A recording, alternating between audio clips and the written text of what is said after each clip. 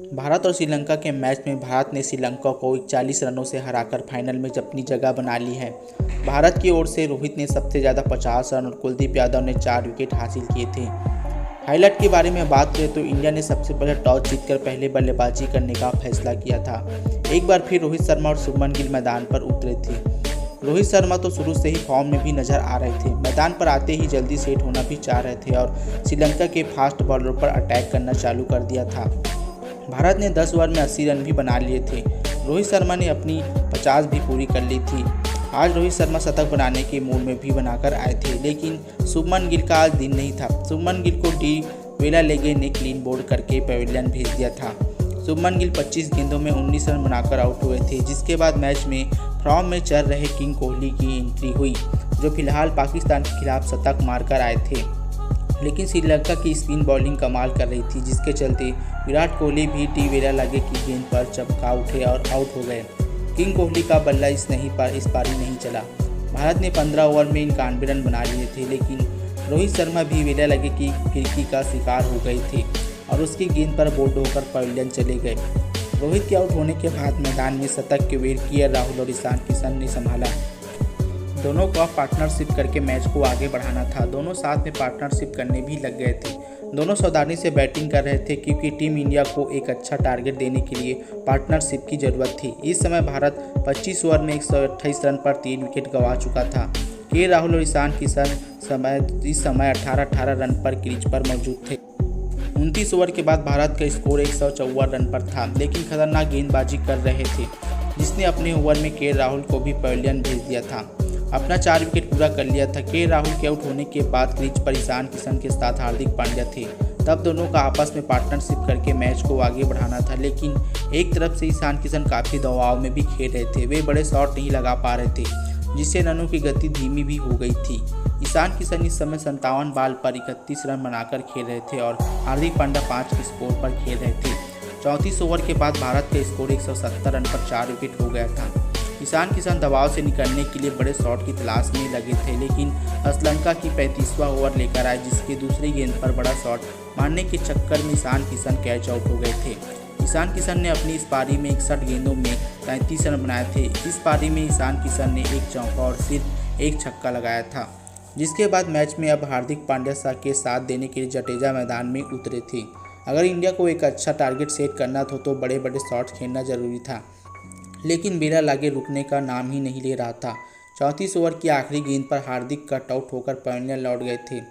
D वेलालेगे ने अपने 10 over की स्पेल में भारत के 5 खिलाड़ियों को चलता किया था। अब हार्दिक पांड्या 18 बॉलों पर 5 रन बनाकर आउट हुए थे। अब भारत के पास 2 लेफ्ट हैंडर बैट्समैन अक्षर पटेल और जडेजा ही बचे थे, लेकिन जडेजा काफ़ी समय से क्रीज पर स्ट्रगल भी कर रहे थे, लेकिन वह श्रीलंका की फिरकी में फंसे। 18 बॉल में 3 रन बनाकर आउट हो गई जडेजा। 39 ओवर के बाद भारत का स्कोर 178 रन पर था। इस टाइम भारत को ऑल आउट का खतरा भी मंडरा था। जडेजा के बाद मैच में अक्षर पटेल के साथ बुमराह की बैटिंग करने आए थे, लेकिन बुमराह भी ज़्यादा समय तक अक्षर पटेल का साथ नहीं दे सके थे और श्रीलंका की गेंद पर क्लीन बोल्ड हो गए। इस समय अक्षर पटेल को भी स्ट्राइक नहीं मिल पा रहा था। बुमराह के आउट होने के बाद मैदान पर कुलदीप यादव आउट हो गए, लेकिन कुलदीप यादव आए और चले गए थे। इस समय भारत का स्कोर 186 रन पर 9 विकेट भी हो चुका था। कुलदीप के आउट होने के बाद सिराज मैदान पर आए थे। अक्षर और सिराज के बीच पार्टनरशिप बन रहा था। दोनों 1-2 रनों की गति को आगे बढ़ा रहे थे। अक्षर पटेल 13 और सिराज 1 रन बनाकर क्रीज पर मौजूद थे, लेकिन मैच में 47 ओवर के बाद बारिश ने दस्तक दे दी थी, जिससे कि मैच को बीच में ही रोकना पड़ा था। उसके बाद बारिश रुकने के बाद मैच पुनः स्टार्ट हुआ। मैच में कुलदीप यादव पहली ही गेंद पर आउट हो गए थे। उसके बाद लास्ट ओवर में अक्षर पटेल 26 रन बनाकर पूरी टीम इंडिया आउट हो गई। भारत ने श्रीलंका को चेस करने के लिए 213 रनों का छोटा सा टारगेट दे दिया था। यह स्कोर कम था पर सम्मानजनक था। फिर श्रीलंका की पारी का आगाज हुआ। मैदान में श्रीलंका के ओपनर क्रीज पर आए पी निसाका और करुणाते, लेकिन वह बुमराह की स्विंग का सामना बिल्कुल भी नहीं कर पा रहे थे। 7 रन के स्कोर पर श्रीलंका को पहला झटका लगा था। निसाका 6 रन बनाकर आउट हुए थे। बुमराह और सिराज तुरंत दबाव बनाना चालू कर दिया था, जिससे उनकी रनों की गति बिल्कुल धीमी हो गई थी। 25 रन के स्कोर पर श्रीलंका को अपना दूसरा झटका गंवाना पड़ा। के मेंडी 6वीं ओवर की गेंद पर बुमराह की चौथी गेंद पर कैच आउट होकर पवेलियन लौट गए। जिससे श्रीलंका को बड़ा झटका लगा था, जिसके बाद डी करुणारत्ने 2 रन बनाकर आउट हो गए थे, जिसको मोहम्मद सिराज ने चलता किया था। श्रीलंका की पूरी पारी लड़खड़ा गई थी।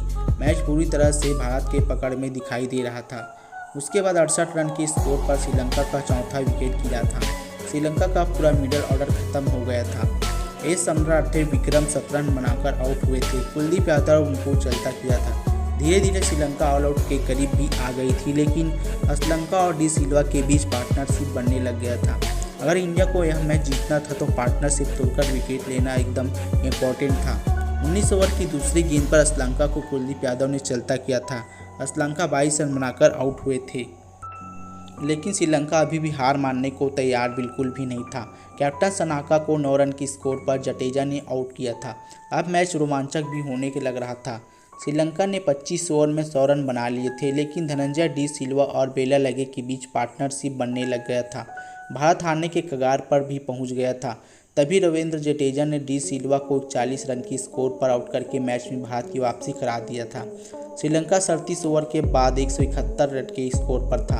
अब श्रीलंका को जीतने के लिए बाकी बचे ओवरों में 43 रनों की जरूरत थी, लेकिन श्रीलंका के खिलाड़ी कुलदीप यादव के सामने बिल्कुल भी नहीं टिक पाए। कुलदीप ने लास्ट के दोनों बैट्समैन को आउट करके मैच जिता दिया था।